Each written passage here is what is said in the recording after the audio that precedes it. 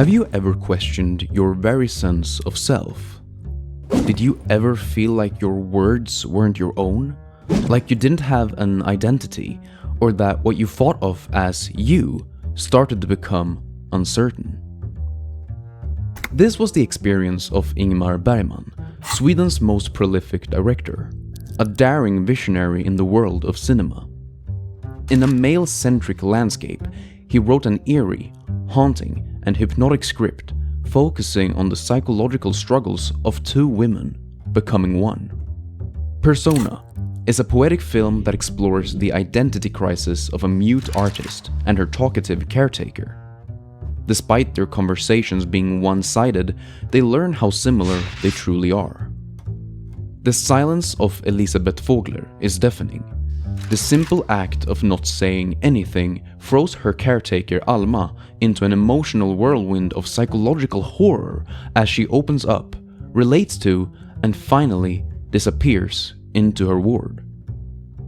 The story of Persona, the true message and hidden meaning behind it, has been discussed back and forth, but the only way to appreciate its impact is to understand the power of silence. Ingmar Bergman, winner of the Academy Award for Best Foreign Movie 2 years in a row, and for a time the most awarded film director in history. In 1997, he was the first and is currently the only person to be awarded a Palm of the Palms award in Cannes for his entire body of work. Ingmar was a troubled man, ridden with self-doubt, anxiety, and trauma, which manifested in poor health. He had stomach issues severe enough to hospitalize him multiple times during his active years, and in a way, this is where Persona is born. In the spring of 1965, Bergman was once again hospitalized at Sofiahemmet in Stockholm. His delirium time-wise made him unable to do anything but stare at a dark spot on the wall. During a relatively healthy period of his stay, he met with a band of Norwegian actors on a visit. Among them was Liv Ullmann, who he would on the spot offer a role in his next film, The Cannibals, which would be postponed because of his poor health.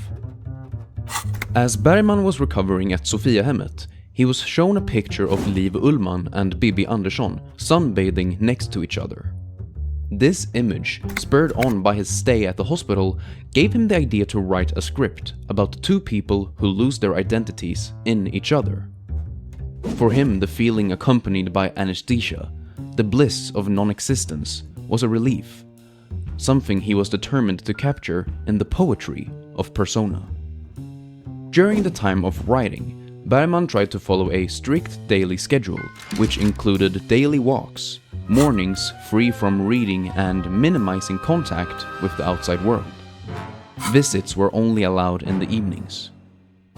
He starts to question the role of art, what his art means, and comes to the conclusion that he no longer creates as a way of escapism, but rather for those rare moments when he or others may find relief or thoughtfulness. The main purpose of his work is mainly self-preservation and a way to provide for himself. He feels as if his work is a lie everyone believes. His only way to tell the truth would be to stay silent, which might be why Mrs. Vogler, Liv Ullmann's character, is mute. Ingmar called the CEO of Swedish Film Institute at the time, Kenne Fant, with an elevator pitch. Well, it's about one person who talks and one who doesn't, and they compare hands and get all mingled up in one another. Ingmar was granted the money and writing commenced. Progress was slow due to his illness until the summer of '65, when Ingmar finished the later half of Persona in 2 weeks. The intro scene of Persona follows a boy in a hospital grasping after the flickering of a projector. This was a visual poem inspired by Bergman's time in the hospital, surrounded by bricks, death, and a few trees. He saw himself as the boy, one who would see dead people coming and going to the morgue, waiting for death but never being allowed to fall asleep because of the ringing of the telephone. There are no voices, not a word uttered, and the most prominent sound is that of the movie reel rolling. The silence represents the truth. The projector represents art. The poem and the film as a whole you should interpret in whichever way you like, Bergman says. It means different things to different people. Bibi Andersson and Liv Ullmann were already good friends before Persona. Bibi was there when Liv and Ingmar first met. As funding was approved for the film, both of the girls were signed on to the project before the script was written. They were promised a full salary whether or not the movie was ever realized. Together they visited Bergman at the hospital, where they were shown part of the script. With the promise of payment and the reassurance from seeing the script, the girls decided to take a trip to Europe, while Ingmar finished the preparations. Finally, while in Warsaw, they got a telegram from Stockholm telling them to get to the studio as fast as possible. Bibi had been part of Bergman's clique of actors for over 10 years. He was known for writing specific parts, particularly for the actor. Bibi also had a relationship with the director for 4 years, between 55 and 59. The part of Alma, the caretaker, was always supposed to go to Bibi. Despite their breakup, they remained friends and co-workers for many years to come, Bergman expressing jealousy whenever she would work for another director or held someone else's script. They shared the sentiment that acting and directing was something intimate. Liv would later in life describe her relationship with Bibi as that of a sister. Even after Liv took a role originally planned for Bibi, Bibi was generous and kind, showing a very strong bond between the two girls. During the production of Persona, Liv would leave her husband to start a relationship with Ingmar, which lasted 5 years and resulted in a daughter. There was never any ill will or jealousy between Bibi and Liv, Bibi saying she couldn't be jealous of something that was over. Liv was given the role of Elisabeth Vogler, the mirror of Alma. The shooting started July 19th, 1965, in a studio at Filmstaden in Råsunda, Stockholm. Ingmar would describe these days as nightmarish, as day by day all the results were bad. Bibi was angry, Liv nervous, and Ingmar fatigued. The movie consists mainly of close-ups and long shots. Bergman describes how the intimacy and the difficulty of close-ups could make him feel tired, like he wanted to cry or wanted to hide in a corner. This feeling could drastically change when it was time for a long shot. There is a rhythm in the variation of close-ups and long shots, which takes a great deal of skill and time to fall into. During Persona, it took him a full month before becoming sure of the rhythm. Persona's original title, Kinematography, was vetoed by Kenneth Fant. It's no wonder why the original title would have been Cinematography. Bergman has stated, film's suggestiveness lies in a combination of rhythm and phases, tension and relaxations of tension. The suggestive power of cinema was near and dear to Ingmar, and he believed that suggestion was the most powerful tool for a storyteller. During a long scene where Alma confesses a love affair on the beach with her friend and the 2 boys, Elisabeth is visible and attentive. Her expression was the result of Bergman directing Liv to summon her feelings and concentrate them towards her lips. Bergman describes the eroticism of the scene as Liv's character being stimulated by being on the receiving end of such a vulnerable confession. The scene is low-key. The camera shifts between the characters but remains objective. The conscious choice of simply showing the truth of the situation, 2 women, 1 confession, and their reactions is much more powerful than adding dissolves showing the scenes described. The suggestive power of the truth was important for the viewer to feel the experience. Elisabeth's silence mirrors the silence of the truth.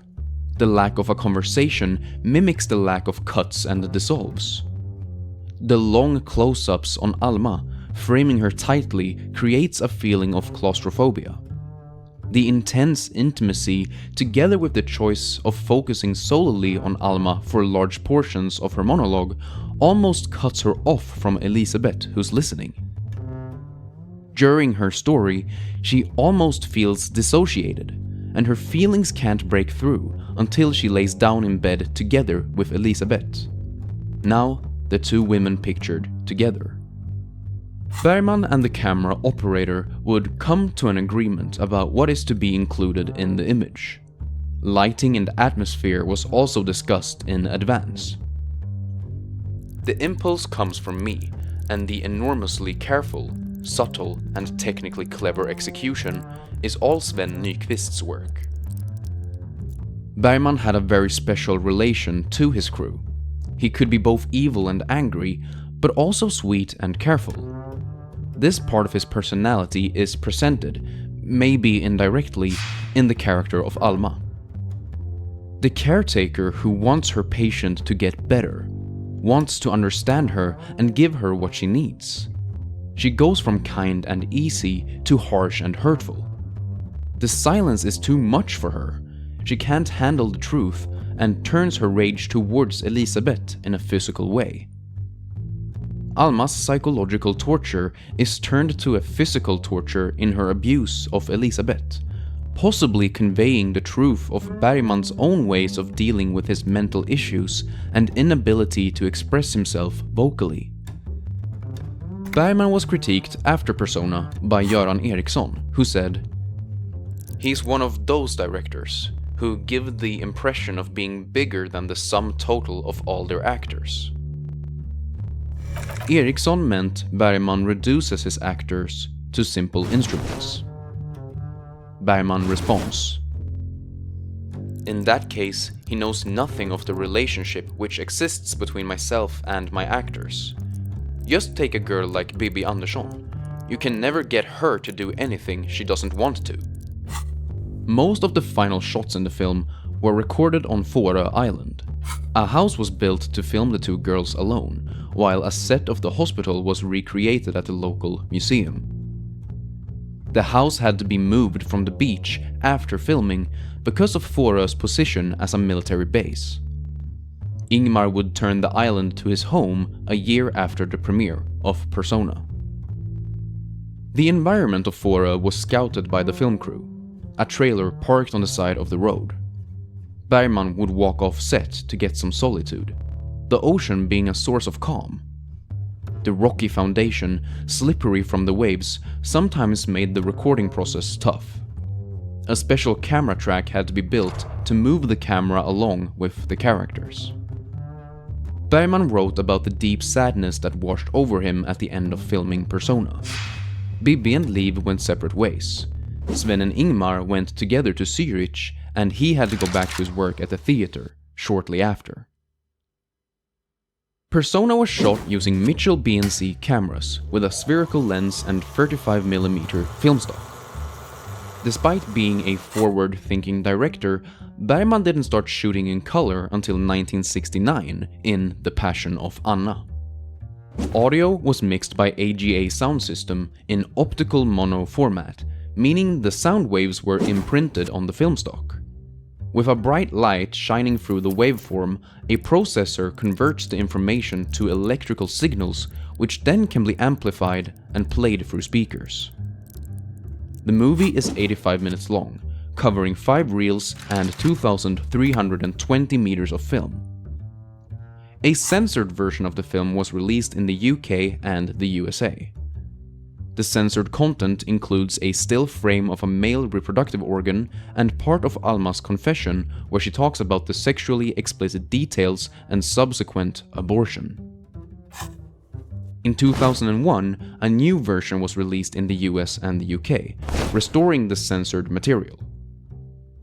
While the psychological horror of the script and the actress's amazing performances do a lot of the heavy lifting in creating the hauntingly beautiful movie, some aspects had to be done in post-production. The iconic image of Bibi and Liv's faces flickering while becoming one was unknown to the women. It was a spontaneous idea Ingmar came up with during the filming. When being shown the image, neither woman recognized their own face. Liv saying it was the worst picture of Bibi ever taken. Bibi answering that it wasn't her in the photo, but rather Liv. It was a simple effect to create. They had to combine the light sides of the faces, which was made easier because of the deep darkness on the other side. At the time, this had to be done in the lab rather than in editing. There is speculation that this is the first time Liv and Bibi see the image. The scene was recorded with cameras pointing right at each of the actresses' faces. The black screen helped by framing the characters through the usage of lights.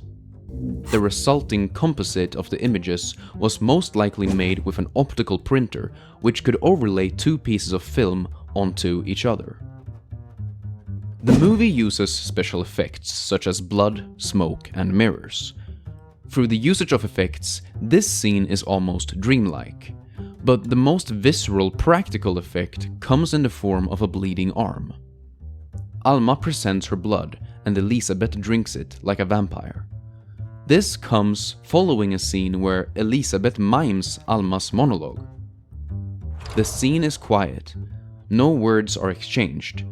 Only the women's panting as their bodies become one can be heard until Alma turns violent. There is a ringing, almost like the sounding of an alarm, warning of some tragedy or horror about to come. Pairing the lack of verbal acknowledgement, the anxiety-inducing ringing, and the symbolism in the act creates a psychological terror only possible through the power of silence. Persona is a movie ahead of its time. Artistic, poetic, and introspective. Two great actresses in the leading roles, highly skilled technicians behind the cameras, and a troubled yet unprecedented director whose vision accumulated into a global phenomenon. Not only does it explore the perspective of women at a time where film was dominated by male lead actors, but it also presents the mental health issues in these women as something to be taken seriously.